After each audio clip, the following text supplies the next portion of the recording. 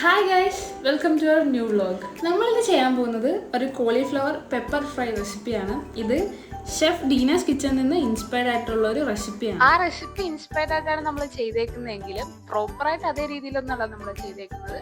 നമ്മുടേതായിട്ടുള്ള കുറച്ച് പൊടിക്കൈകളും എല്ലാം മിക്സ് ചെയ്തിട്ടാണ് നമ്മളിത് ഉണ്ടാക്കിയേക്കുന്നത്. ആദ്യം തന്നെ ഒരു പാനിൽ വെള്ളം ചൂടാക്കാൻ വെക്കാം. എന്നിട്ട് അതിലോട്ട് കുറച്ച് ഉപ്പും മഞ്ഞപ്പൊടിയും ചേർത്തിട്ട് നമ്മൾ ക്ലീൻ ചെയ്ത് വെച്ചേക്കുന്ന കോളിഫ്ലവർ അരിഞ്ഞിട്ട് അതിൻ്റെ അകത്തോട്ട് ആഡ് ചെയ്ത് കൊടുക്കാം.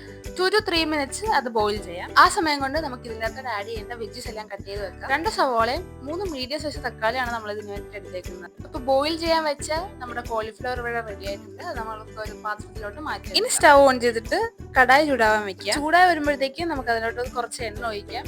നമ്മളിവിടെ എടുത്തേക്കുന്നത് പ്യുവർ കോക്കനട്ട് ഓയിലാണ്. ആ ഓയിൽ ഒന്ന് ചൂടാവുമ്പോഴത്തേക്കും കുറച്ച് പെരിഞ്ജീരകവും കറുവയും ഗ്രാമ്പും കറി ലീവ്സും ആഡ് ചെയ്യാം. ഇതിൽ കറുവയും ഗ്രാമ്പും ഓപ്ഷനിലാണ്. അതൊന്ന് മൂത്ത് വരുമ്പോഴത്തേക്കും നേരത്തെ അരിഞ്ഞു വെച്ചേക്കുന്ന സവോള നമുക്ക് ചേർത്ത് കൊടുക്കാം. പേരിന് കുറച്ച് ഉപ്പും ഒരു പച്ചമുളക് അരിഞ്ഞിട്ടിട്ട് അടച്ചിട്ട് കുറച്ചേരം കുക്ക് ചെയ്യാൻ വെക്കാം. ഒന്ന് കുക്കായി വരുമ്പോഴത്തേക്കും അതിനകത്തോട്ട് കുറച്ച് ജിഞ്ചർ ഗാർലിക് പേസ്റ്റ് കൂടെ ആഡ് ചെയ്യാം. അതിലോട്ട് നേരത്തെ അരിഞ്ഞു വെച്ച ടൊമാറ്റോസ് ആഡ് ചെയ്ത് കൊടുക്കാം. ആവശ്യമായിട്ടുള്ള പൊടികളെല്ലാം നമുക്ക് ഈ സമയത്ത് ആഡ് ചെയ്ത് കൊടുക്കാവുന്നതാണ്. കുറച്ച് മഞ്ഞൾപ്പൊടിയും 2 സ്പൂൺ മല്ലിപ്പൊടിയും 1 സ്പൂൺ മുളക് പൊടിയും. അത് നിങ്ങളുടെ എരിവ് അനുസരിച്ചിരിക്കും കേട്ടോ. ഇനി നമുക്കതൊന്ന് നന്നായിട്ട് മിക്സ് ചെയ്ത് കൊടുക്കാം. ഈ സമയം പൊടിയുടെ പച്ചമണമൊക്കെ മാറും.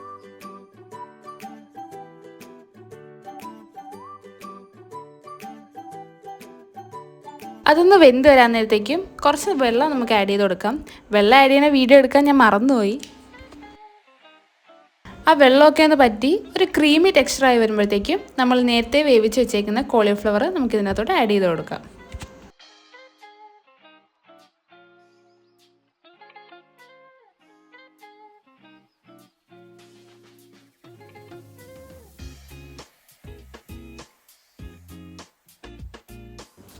നല്ലപോലെ ഒന്ന് മിക്സ് ചെയ്ത് കൊടുക്കാം നമുക്ക്. എന്നിട്ട് കുറച്ചുകൂടെ വെള്ളം വെച്ചിട്ട് നമുക്കതൊന്ന് തിളപ്പിക്കാൻ വയ്ക്കാം. ആ സമയം കൊണ്ട് അത് കുറച്ചുകൂടെ ഇരുന്ന് വേകും.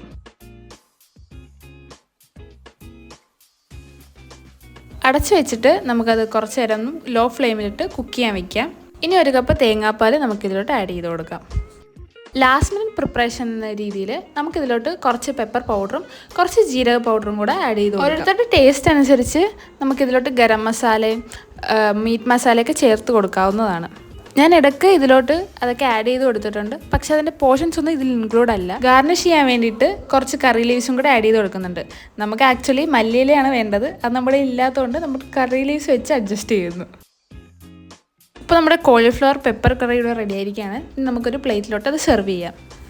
ഇത് മസ്റ്റായിട്ട് വീട്ടിൽ ട്രൈ ചെയ്ത് നോക്കാൻ പറ്റുന്ന ഒരു ഐറ്റം തന്നെയാണ്. ഞാൻ ഫസ്റ്റ് ടൈമാണ് ഇത് ട്രൈ ചെയ്യുന്നതെങ്കിലും ഇതിൻ്റെ റിസൾട്ട് ഞാൻ ഭയങ്കര സാറ്റിസ്ഫൈഡ് ആണ്. വീട്ടിലെല്ലാവർക്കും ഇഷ്ടപ്പെടുകയും ചെയ്തു. So that's all for today's recipe. അടുത്ത വീഡിയോയുമായി ഇനിയും കാണാം.